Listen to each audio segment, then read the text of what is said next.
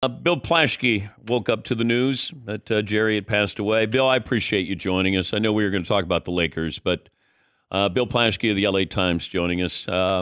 Thoughts running through your head now? Just very so sad, Dan. We lost.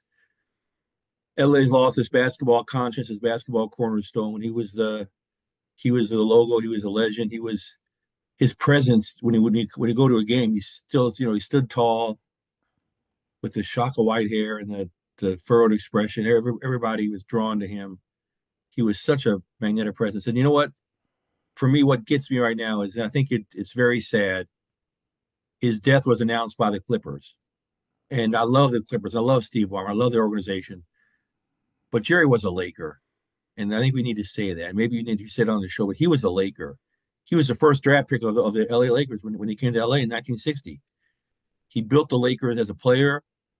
He's built the Lakers as a coach, as a GM, best executive in sports history, by the way, the best sports executive in the history of sports. He built and cultivated Showtime and Shaq and Kobe. That was all him. And the fact that he had a falling out with the Lakers over money and over all kinds of different things, that's really sad because he's a Laker and he'll be remembered. He was great for the Clippers. And again, I love the Clippers, nothing against the Clippers, but I think Jerry probably would wish at the very end that people would remember him as a Laker. Why was there that falling out? I know he wanted to come back and maybe end his career, bookend his career with the Lakers, and it just never happened. Yeah, I think there was a falling over. Initially, it was over money, over power. Phil Jackson came in. Phil Jackson had a lot of power, and Jerry didn't have as much power when Phil became more in control. And in later years, it just got kind of snippy. I mean, when Jeannie Buss listed her five best Lakers, remember that a couple years ago? Five best Lakers of all time. She tweeted it out or something, and he wasn't one of them. He was arguably the greatest Laker of all. That's my point. Everybody says it's Magic and Kobe, but Shaq was around for both. I mean, Jerry West was around for both of them. Jerry West, don't forget he traded for Kobe. He signed Shaq. He cultivated Magic and Showtime. To my mind, he's the greatest Laker ever and the greatest executive in sports ever. And it's just really such a day of mourning out here, such a day of loss, such a great, great loss.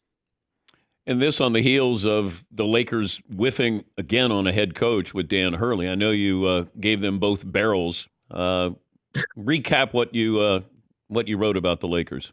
Yeah, it's sad. It seems so trivial talking about it today in the wake of Jerry West's death. But yes, it was.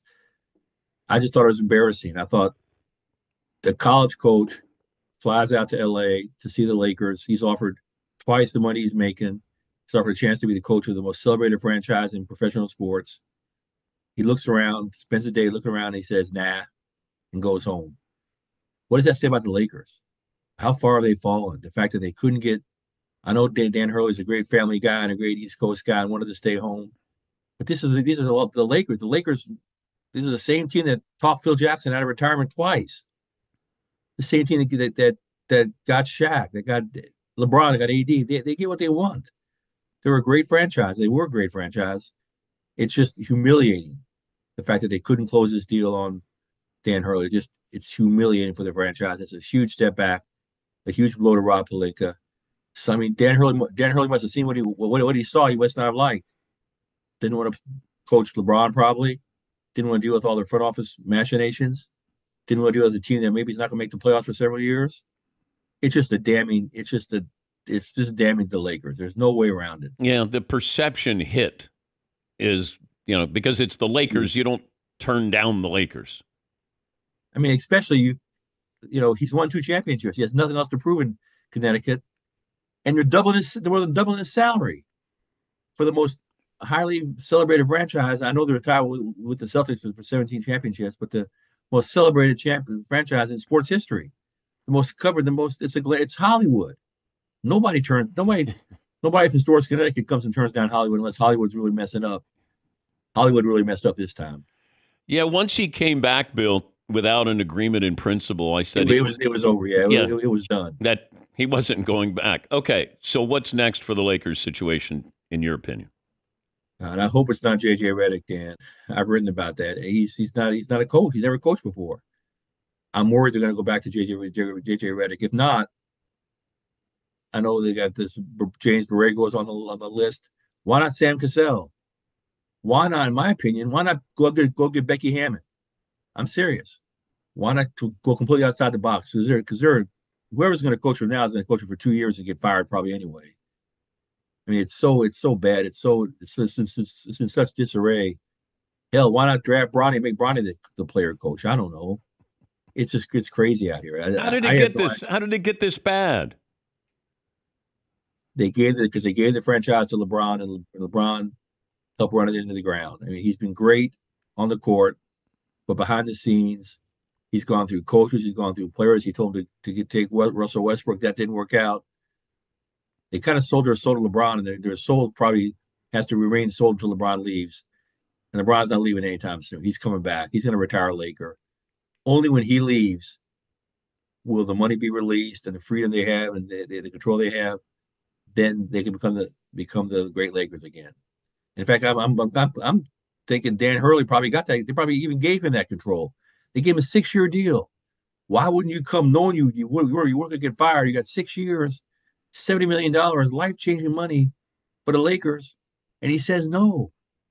That's just I'm still stunned by that move. I'm still sad that the Lakers have fallen so far, and I don't know where they go. I would hire Sam Cassell.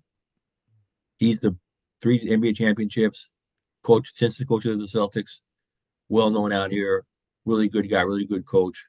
I'd hire him, but I'm sure they'll go somewhere else that I've never even heard. Somebody I've never even heard of. Who knows? I know it's crazy. It's crazy. It's the Lakers. They should have their pick. But again, once you give your soul to somebody else, it's not yours. You got to wait to get it back. And again, this is LeBron James' team right now. It's his franchise, his organization. So probably LeBron's just going to pick the coach, probably. And they're going to draft his son, Dan. They shouldn't draft his son. They're going to take him at 55, and they shouldn't go anywhere near that child because he's under so much pressure. It's going to be so ugly out here. So much drama if he comes to this team in the locker room with his dad. Let him go somewhere else and become himself. Don't do that to him. Don't do that to the family. Don't do that to the organization. Don't draft Bronny. But I'm afraid they're going to do that because LeBron wants it. It's a mess. I know you got a busy morning. I appreciate you sharing your thoughts here, certainly on Jerry West. And thanks again for joining us. Thanks, man. That's Bill Plaschke.